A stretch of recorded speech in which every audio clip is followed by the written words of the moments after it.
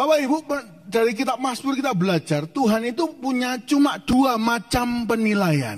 Ya, 2 macam.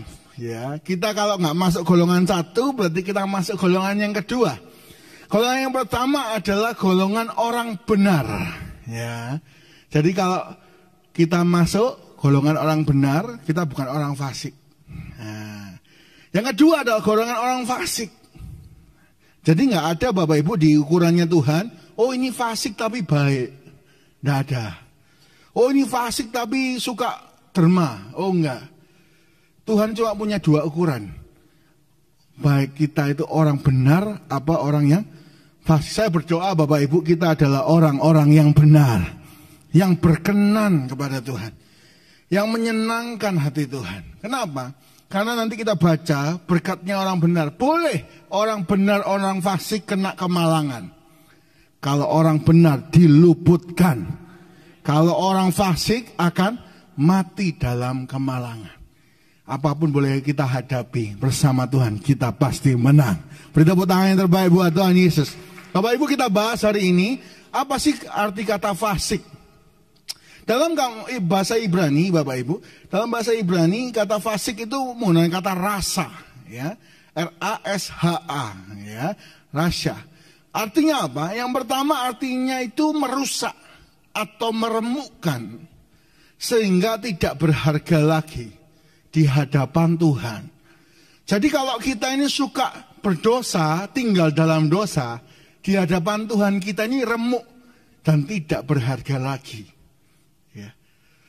Atau Tuhan itu jijik terhadap kita. Nah, sedangkan kalau kita ini nggak tinggal dalam dosa, boleh orang benar itu bisa jatuh ya, bisa jatuh dalam dosa.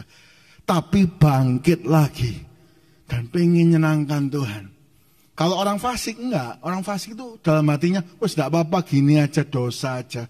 Tinggal dalam dosa aja, mungkin hidup-hidup saya cuma gini-gini aja. Sampai Tuhan itu jijik. Saya berdoa Bapak Ibu, kita semua punya kerinduan sama-sama ingin menyenangkan hati Tuhan lewat hidup kita. Jangan sampai kita bahagia tinggal dalam kubangan dosa. Nah, yang kedua dalam bahasa Yunani, kata fasik itu bisa 2. Yang pertama adalah anomos atau tidak mengenal hukum, suka ngelanggar. Ini biasanya anak muda nih ya. Hukum, peraturan itu ada untuk ada yang nyalon. Ada untuk dilanggar. Banyak orang gitu ya. Tahukah Bapak Ibu, saudara semuanya, kalau kita suka melanggar peraturan firman, kita ini fasik. Ya. Lalu atemos artinya durhaka terhadap Tuhan. Ya.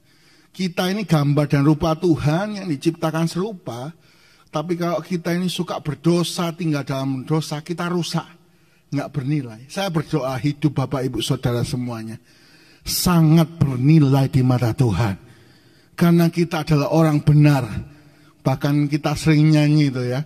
Tuhan selalu menolongku, selalu menjagaku, sehelai di rambutku tak akan terjatuh tanpa seizin-Mu. Sama-sama. Tuhan selalu menolongku, selalu menjagaku. Dia mengenyangkanku dan peliharaku seumur hidupku. Ini janji, Tuhan kenyangkan, Tuhan jaga, bahkan sehelai rambut tidak jatuh tanpa seizin Tuhan. Ini janji untuk orang benar. Orang kalau benar, Tuhan itu ngitung semua. Keluarnya kemana, rambutnya jatuh, ya hari ini ngalami apa. Tuhan semua itu. Dan kalau kita ngalami kemalangan, Tuhan meluputkan kita. Tapi kalau orang fasik, suka melanggar hukum, suka durhaka, hancur. Nah, Bapak Ibu saya kasih contoh ya. Contohnya di dalam perjanjian lama adalah Raja Belsyazar. Belsyazar. Nah, dalam Daniel 5 ayat 1 sampai 30, Bapak Ibu, ada Raja Belsyazar. Ini dia suka pesta. Satu kali dia pesta dengan para pembesar. Dia pesta dengan 1.000 orang pembesar. Apa yang terjadi? Dia bawa perkakas dari rumah Tuhan yang direbut oleh ayahnya Nebukadnezar, dibuat minum-minum anggur. Wah, pesta ya, 10.000 pembesar. Dia nggak tahu hukum bahwa perkakas bait suci itu kudus, nggak boleh pakai minum anggur. Dia nggak tahu, dia pura-pura nggak tahu, melanggar hukum. Dia minum dengan istrinya, gunik-guniknya. Satu kali ketika pesta itu sedang berjalan, ada tangan nulis di dinding. Kaget Bapak Ibu ya, kaget luar biasa dia. Bayangkan ya, kita lagi ibadah jam 10 gini, tiba-tiba di atas ada punggung tangan nulis besar, menakutkan. Terjadi ditulis di dinding pesta itu, apa tulisannya? Mene mene tekel urfasin. Apa artinya? Ya, ketika orang suka fasik melanggar hukum. Kejadian Daniel 5 ayat 26 sampai 28 dan 30. 26. Dan inilah makna perkataan itu. Mene, masa pemerintahan Tuhanku dihitung oleh Allah dan telah berakhir. Orang kalau fasik, masa jayanya dihitung sama Tuhan. Oh, ternyata kamu gak sanggup jaya. Waktunya runtuh. Ya. Kalau kita orang benar, janji Tuhan kita jadi kepala bukan jadi ekor. Kita akan terang terus sampai rembang tengah hari. Yang percaya beri tepuk tangan yang terbaik buat Tuhan Yesus. Bapak Ibu, sebelum lanjut, saya kok merasakan ada suasana-suasana ngantuk ya. Coba saya katakan, ada pertolongan dalam Tuhan. Kita akan jawab, yes, yes, yes. Oke? Ada pertolongan dalam Tuhan. Oh, tangannya boleh sedikit gerak ya. Boleh bangun ya. Ada pertolongan dalam Tuhan. Beri tepuk tangan buat kita semua. Saya melihat ada suasana udah mulai goyang-goyang gitu Bapak Ibu ya. Udah mulai kabur lihatnya. Nah Bapak Ibu, jadi ini artinya apa? Artinya kejayaan sudah diukur sama Tuhan. Kamu terlalu fasik, dihentikan. Saya berdoa Bapak Ibu diberkati Tuhan, jaya terus. Ya, bukan nama toko bangunan ini ya. Jaya terus. Kejayaan kita terus naik, diberkati. Yang kedua Bapak Ibu artinya adalah kata tekel. Tekel artinya Tuanku telah ditimbang dengan neraca dan didapati terlalu ringan. Bapak Ibu tahukah Bapak Ibu semua saudara bahwa hidup kita ini ditimbang. Kalau kita ini fasik, jauh dari peraturan Tuhan, jauh dari kebenaran, hidup kita ini terlalu ringan. Ya. Tapi kalau kita suka membaca firman, melakukannya, firman ini lebih berharga daripada emas. Artinya apa? Kita akan berharga, bervalue, bernilai, ditimbang sama Tuhan. Engkau orang benar, engkau layak diberkati.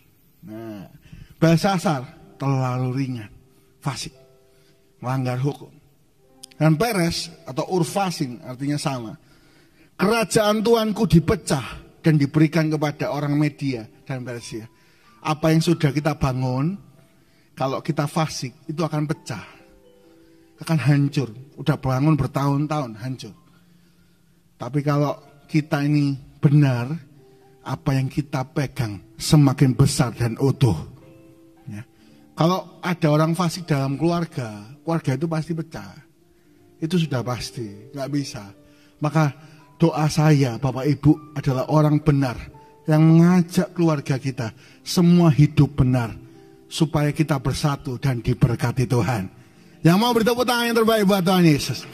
Nah, setelah diberitahu sama Daniel, orang fasik ini Raja Belsyazar, ayat 30, pada malam itu juga terbunuhlah Belsyazar, raja orang Kasdim itu, ditimbang terlalu ringan. Malapetaka datang untuk orang fasik. Nah, jadi hari ini ayo kita pilih, kita masuk golongan orang benar, apa golongan orang fasik. Ya. Kita mau taat hukum atau melanggar semuanya. Nah, apa hukuman orang fasik? Dalam kitab Mazmur ada 4 Bapak Ibu ya. Yang pertama, orang fasik itu akan terjerat dalam perbuatan tangannya sendiri. Ya. Mazmur 9 ayat 17. Jadi kalau kita punya teman di kantor yang suka fasik, suka jebak kita, atau di kampus ada teman fasik suka jebak kita, ya, supaya kita dinilai jelek dan sebagainya, jangan khawatir. Apa yang dia jebakan akan kena dia sendiri. Contoh siapa? Daniel. Daniel dijebak sama 120 orang fasik supaya masuk gua singa. Tapi ternyata Tuhan meluputkan. Dan 120 orang itu bersama keluarganya habis di gua singa. Boleh orang berusaha jebak kita, tapi kita diluputkan oleh Tuhan. Ya. Yang kedua, Bapak Ibu, apa hukuman orang fasik? Ia akan menghujangi orang-orang fasik dengan arang berapi dan belerang. Angin yang menghanguskan, itulah isi piala. Piala itu tempat minum, Bapak Ibu. Jadi orang fasik itu minumannya panas, belerang, hancur, ya, angin yang menghanguskan. Kalau di mana ada orang fasik, perusahaan itu nggak akan damai, panas terus, keluarga itu nggak akan damai. Tapi kalau kita orang benar, kita membawa damai sejahtera dan berkat Tuhan. Nah, yang ketiga, Mazmur 32 ayat 10, banyak kesakitan yang diderita orang fasik. Ya. Jadi Tuhan memberi kesakitan-kesakitan. Bahkan tangannya dipatahkan oleh Tuhan. Ya. Dan yang keempat, Mazmur 34 ayat 21, 22. Kemalangan orang fasik akan mematikan dia. Nah, jadi Bapak Ibu, kalau kita semua orang benar, orang fasik kena kemalangan. Tapi kalau orang fasik akan mati. Tapi orang benar akan luput. Kemarin saya bersama anak muda, ya, kita pergi donasi, Bapak Ibu, ya. Jadi terima kasih buat Bapak Ibu yang sudah mendukung donasi kita untuk memberikan 1 botol air minum jeruk, ya, UC 1000 yang besar. Lalu 1 pocket pouch itu isinya hand sanitizer, masker, alat cuci tangan, ya. Nah, itu diberikan untuk pekerja harian di Mulyosari, Bapak Ibu, ya. Gojek, ya. Lalu orang-orang yang nyapu, ya. Lalu yang pedagang, kita kelihatan orang tambahan. Nah, Bapak Ibu, ketika kita bagi-bagi itu, saya ini ngincer orang yang bantu putar balik. Tahu ya Bapak Ibu, ya, di Mulyosari kan banyak, ya, orang bantu putar balik, ya. Nah, kita berangkat dari Babatan. Lalu apa yang terjadi? Putar balik pertama saya ambil, saya sudah siapkan, saya kasihkan. Oh, bapaknya terima kasih. Lalu kita sampai ke putar balik kedua di depan kita, Bapak Ibu. Ketika mau tak kasih, saya kasih. Orangnya di sebelah sana, bantu sebelah sana. Saya nggak bisa ngasih, ya. Tapi dalam hati, pasti saya balik, putar balik, saya kasih. Wah, kita sudah jalan sampai sini bagi-bagi sampai ITS, Bapak Ibu, putar balik. Saya tunggu orang itu, ya. Ketika saya sudah mau kasih gini, bantu yang sebelah sana, bantu yang sebelah sana. Ini orang dikejar berkat kok lari gitu, ya. Wah, waduh. Oke, saya akan putar balik lagi, kata anak muda. Nanti kita balik lagi kok. Iya, oke. Masuk Labansari, Bapak Ibu, masuk Babatan, putar lagi di depan gitu. Orang itu kita cek, mau dikasih kan? Duduk di samping sebelah sana. Orang itu dikejar berkat kok lari terus. Lalu kita makan berhenti di sini, ya, teman-teman punya kekuatan yang baru, ya. Wes di pinggir jalan pun kita samperi. Orang ini kita kejar berkat gitu kan, ya. Lalu kita samperi di depan gitu seberangnya. Kita mau berhenti, orang itu masuk depan toko. Kita mau berhenti, anak-anak, wes ayo, gak apa-apa kok, kita turun kok. Kita kejar berkat buat orang ini. Tukang parkirnya ngomong, ini puteran, jalan terus. Akhirnya kita jalan terus, Bapak Ibu. Ada orang dikejar berkat, tapi gak dapat berkat. Ya, lari terus. Saya gak tahu kehidupan Bapak ini, ya. Tapi saya berdoa Bapak Ibu, kalau kita benar, kita dikejar berkat dan dapat berkat itu. Beri tepuk tangan yang terbaik buat Tuhan Yesus. Ya, kita gak luput sama berkat. Orang fasik itu kemalangan kena terus, berkat luput terus. Itulah kita ngomong. Tapi orang benar, ya, orang benar dikejar berkat dan dapat berkat. Karena itu ayo kita pilih jadi orang benar. Apa berkatnya orang benar? Yang pertama, doanya dijawab Tuhan. Mazmur 34 ayat yang ke-16. Mata Tuhan tertuju kepada orang benar, dan telinganya kepada teriak mereka minta tolong. Siang hari ini Bapak Ibu kalau berdoa sama Tuhan, kalau kita orang benar, doa orang benar bila yakin didoakan, sangat besar kuasanya. Hari ini kalau kita berdoa, kita orang benar, kita suka cari Tuhan, doa kita manjur, mantap, gitu ya. Tapi kita orang fasik, doa kita cuma berlalu. Apa lagi berkatnya? Mazmur 34 ayat 18. Apabila orang-orang benar itu berseru, maka Tuhan mendengar dan melepaskan mereka dari segala kesesakan. Orang benar itu bisa sesak Bapak Ibu ya. Ngepres, hari ini mungkin Bapak Ibu merasakan di pandemi, semua kok ngepres kesesakan ya. Minta tolong sama Tuhan, kalau kita orang benar, kita dibebaskan, dilepaskan. Yang ketiga, berkat orang benar apa? Mazmur 34 ayat 20, kemalangan orang benar itu banyak, tetapi Tuhan melepaskan dia dari semuanya itu. Jadi kalau kemalangan datang, Tuhan melepaskan. Sedangkan kalau berkat datang, masuknya luar biasa. Ya, itu orang benar ya.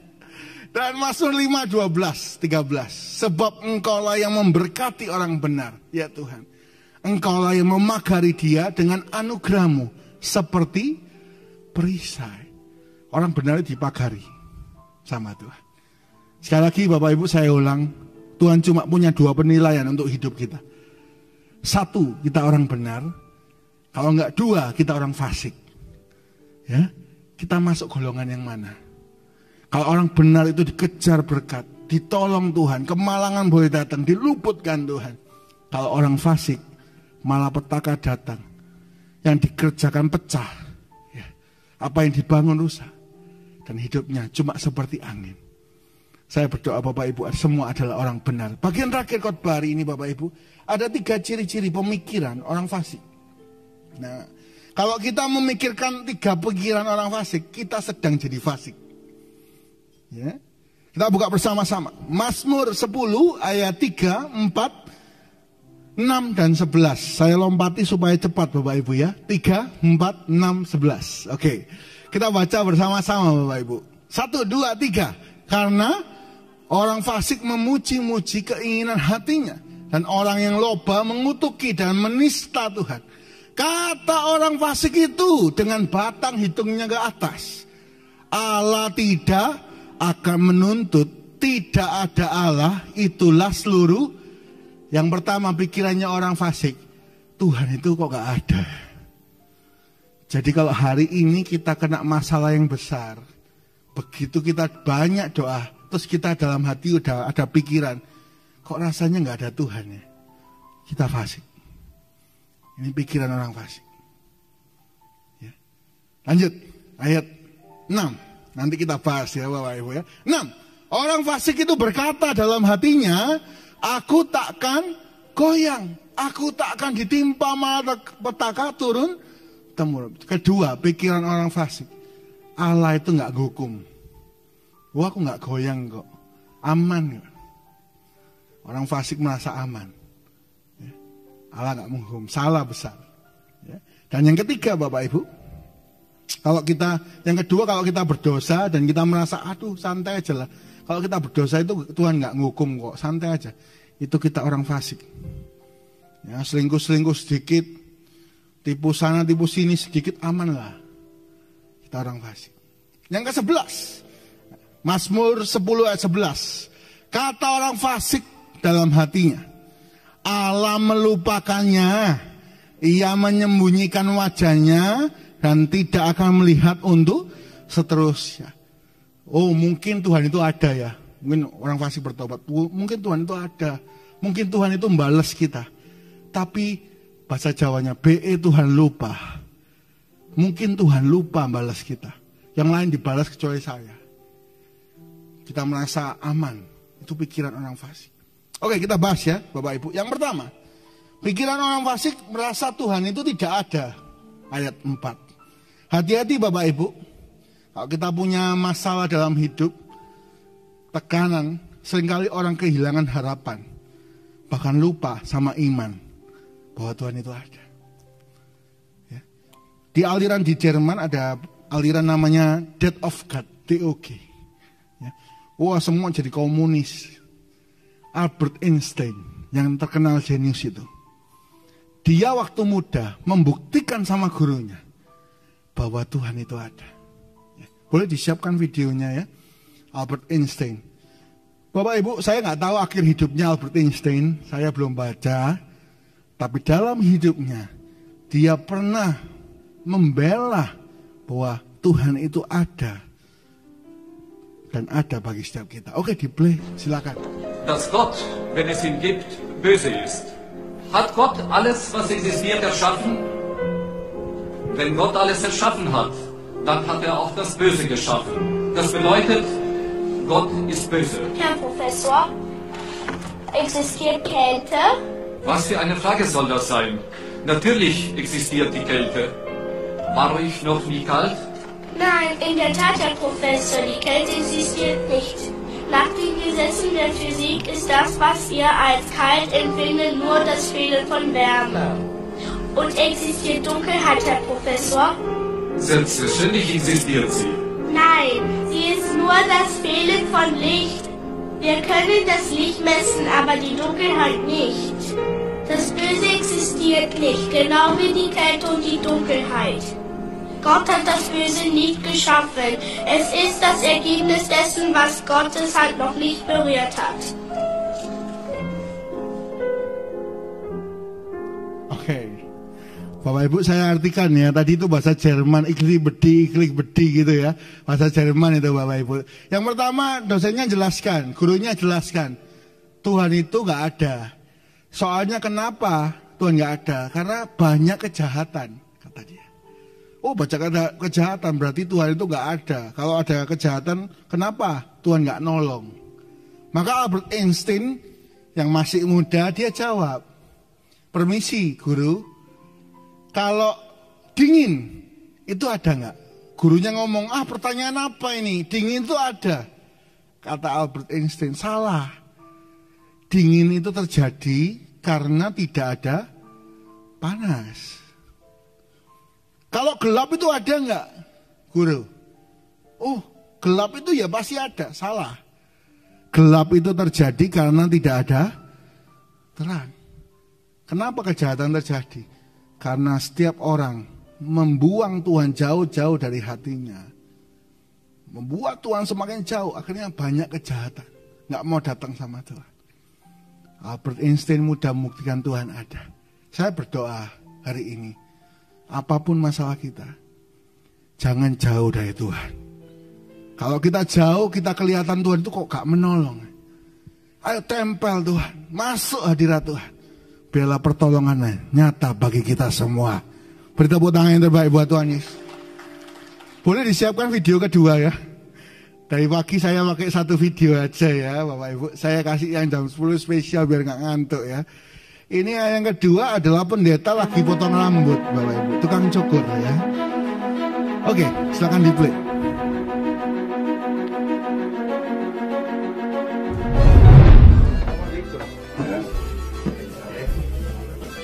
Sambil baca Alkitab pendeta kalau potong rambut Bapak Ibu. Iya, ¿sabe una cosa? ¿Sí? Yo no creo que Dios existe.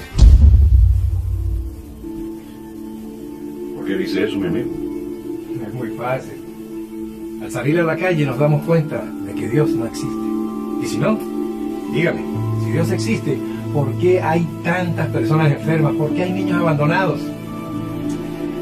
No, mi amigo, si Dios existiera, no habría sufrimiento, no habría tanto dolor para la humanidad. No puedo entender por qué, si existe un Dios, permite que puedan pasar todas estas cosas.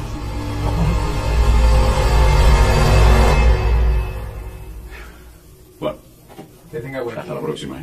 Hasta luego, señor Reyes. Lo propio.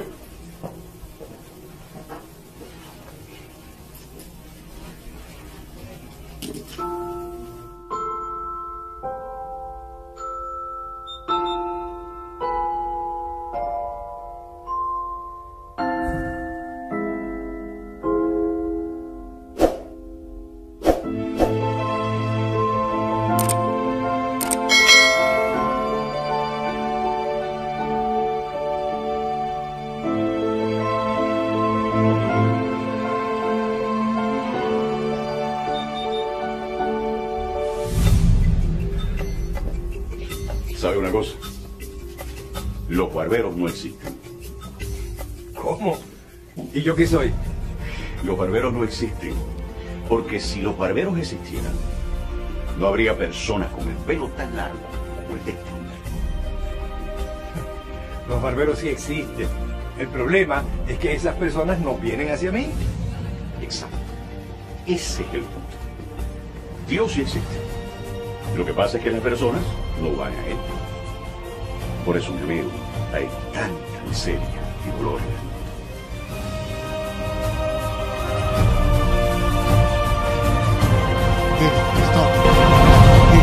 Bapak Ibu, jadi habis pendetaannya potong rambut, saya cerita lagi. Nah, si tukang potong rambut ini ngomong, Tuhan itu nggak ada. Buktinya apa? Coba pendeta keluar dari sini. Itu semua orang nggak punya rumah, susah itu loh. Kalau Tuhan ada, kenapa Tuhan biarkan mereka? Pendeta ini berhikmat, dia nggak langsung jawab. Oke, ya, dia keluar, dia tanya Tuhan. Ketika dia keluar, selesai keluar pintu, nah, dia santai lihat luar, dia mau naik kendaraannya, lihat kendaraan. Ada orang rambutnya panjang. Lalu orang itu diajak masuk lagi. Lalu dia ngomong sama tukang cukur itu. Tukang cukur gak ada di sini. Padahal ngomongnya di tempat apa Bapak Ibu? Potong rambut ya. Oh, kok bisa? Aku ini tukang cukur, kata tukang cukur. Nah, ini buktinya. Ini ada orang rambutnya panjang ini. Maka tukang cukurnya ngomong, iya dia gak mau datang sama aku. Ya sama. Kenapa orang susah? Kenapa orang menderita? Karena gak pernah datang menemui Tuhan. Orang kalau datang menemui Tuhan, dia menemukan sumber. Kalau sumber itu kita dekati, kita akan diberkati. Kalau kita jauh dari sumber, kita kekeringan, sudah pasti. Hari ini kita datang ke tempat yang tepat. Kita semua, saya berdoa kalau kita orang benar, belajar terus hidup benar, kita pasti diberkati. Beri tepuk tangan yang terbaik buat Tuhan Yesus. C.S. Lewis pernah berkata, seorang autor, seorang penulis, ya, dia menulis, Allah itu berbisik dalam kesenangan kita, berbicara pelan dari hati nurani kita, tetapi berteriak dalam penderitaan kita. Bapak Ibu, kalau kita lagi jaya, lagi sukses, Tuhan itu kadang cuma bisa ngomong berbisik. Kita sering kali lupa sama Tuhan. Ya. Tapi begitu ada penderitaan, sekarang kita ingat sama Tuhan. Memang penderitaan adalah megafonnya Tuhan untuk membangunkan dunia yang tuli.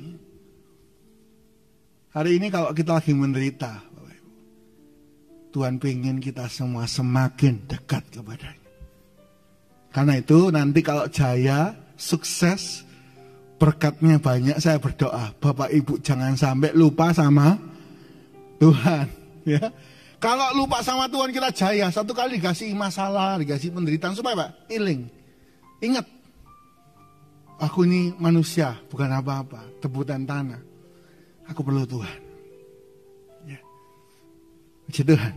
Nah, Mazmur 37 ayat yang ke-11. Nah, 21, Mazmur 37 ayat 21.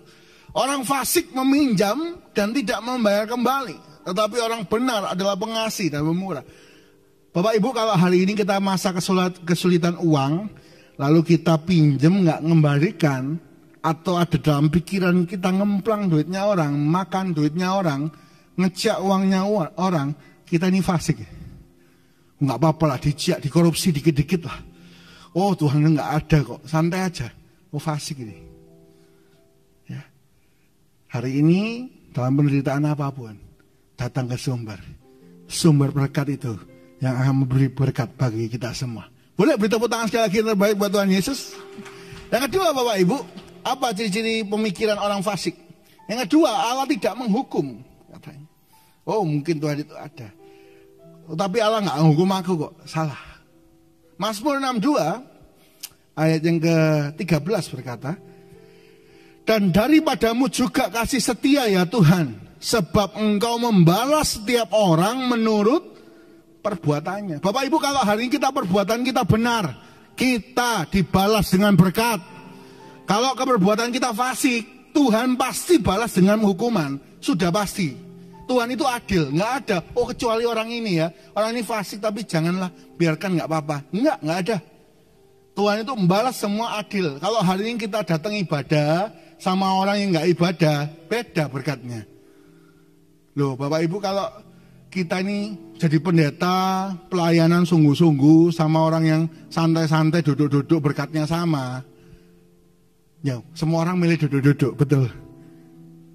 Tapi kalau hari ini Tuhan itu adil.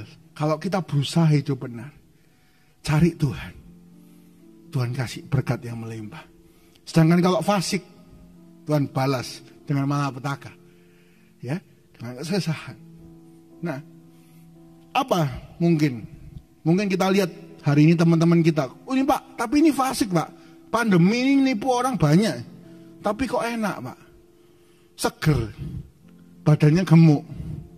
Kata Asaf, Mazmur 73, orang fasik kok kelihatan gemuk semuanya.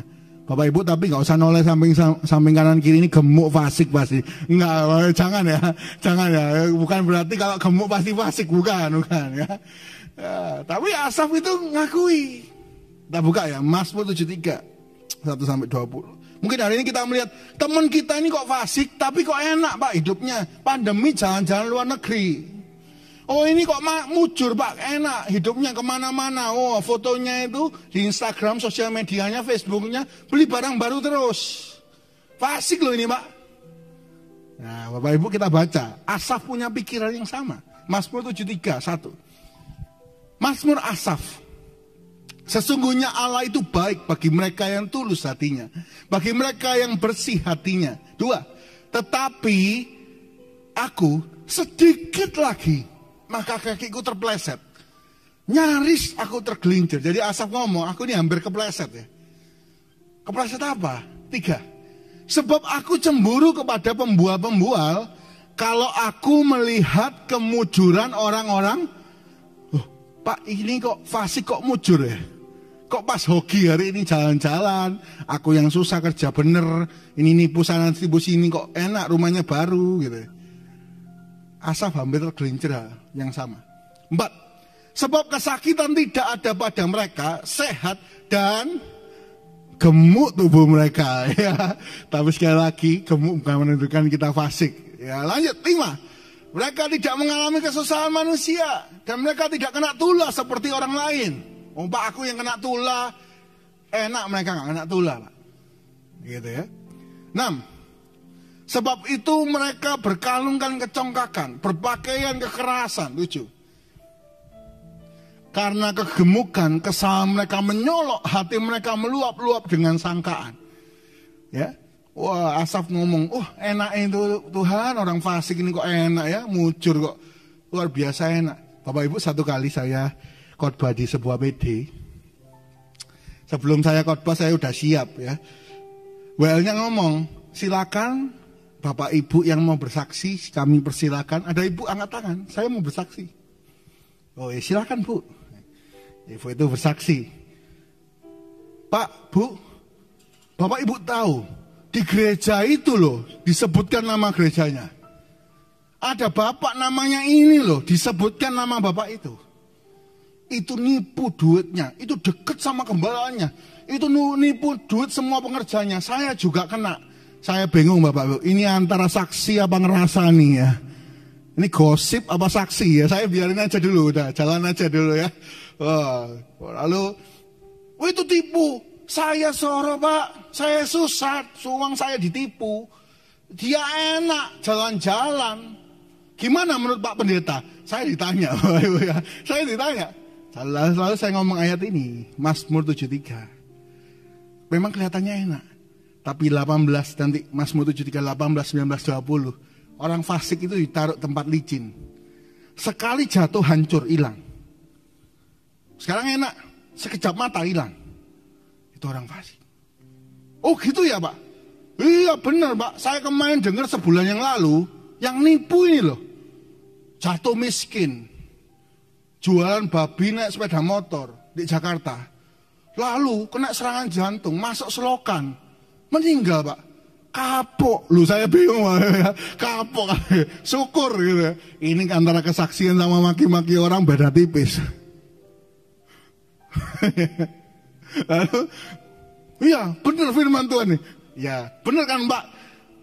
Ya, iya Bu gitu ya. Lalu saya khotbah, saya ulangi, saya benerin Bapak Ibu. Jangan sampai kita bersuka cita karena penderitaan orang lain. Biarlah kita fokus sama hidup kita. Kalau hidup kita benar, orang boleh jahat sama kita. Orang fasik boleh jebak kita. Kita luput. Orang fasik itu hancur sendiri. Kita baca ya. Mazmur 73, 18, 19, 20. Sesungguhnya, ini Asaf sadar. Bapak Ibu kalau pernah cemburu sama orang fasik, hari ini sadar. 18, sesungguhnya di tempat-tempat licin kau taruh mereka. Kau jatuhkan mereka sehingga langsung hancur remuk. 19, betapa binasa mereka dalam sekejap mata. Lenyap, habis karena kedahsyatan. 20, seperti mimpi pada waktu terbangun. Ya Tuhan, pada waktu terjaga. Rupa mereka kau pandang. Bapak Ibu jangan iri sama orang fasik. Kelihatannya hari ini enak. Tapi Tuhan taruh di tempat yang licin. Sekali hancur, sekejap mata hilang. Seperti uap. Mazmur 1 berkata, seperti sekam ditiup angin. Hilang. Jangan iri ya Bapak Ibu sama orang fasik. Mungkin hari ini kita sambil mencucurkan air mata kita kerja setengah mati. Kita berusaha benar ya. Kerja setengah mati ini berusaha benar. Tenang. Ada waktunya Tuhan ngangkat kita. Ya. Orang fasik kelihatannya cepat hebat, cepat kaya, cepat nikmati, enak, mujur kelihatannya. Satu kali hancur. Kembali ke Daniel tadi. Daniel kelihatannya menderita, masuk gua singa. Tuhan meluputkan. Tadi 120 orang fasik itu pakai cara apapun untuk naik ke parlemen. Masuk gua singa semua sama keluarganya mati. Habis. Sekejap mata, ini ayatnya. Sekejap mata, hilang udah. Musuh kita orang fasik ini biarin aja. Nanti satu kali sekejap mata hilang. Ayo, hidup benar. Itu pilihan. Jangan berpikir. Yang kedua, Tuhan itu gak males kita. Hari ini pun, ibadah ini pun ada hitungannya sama Tuhan. Tuhan berkati Bapak Ibu dengan luar biasa.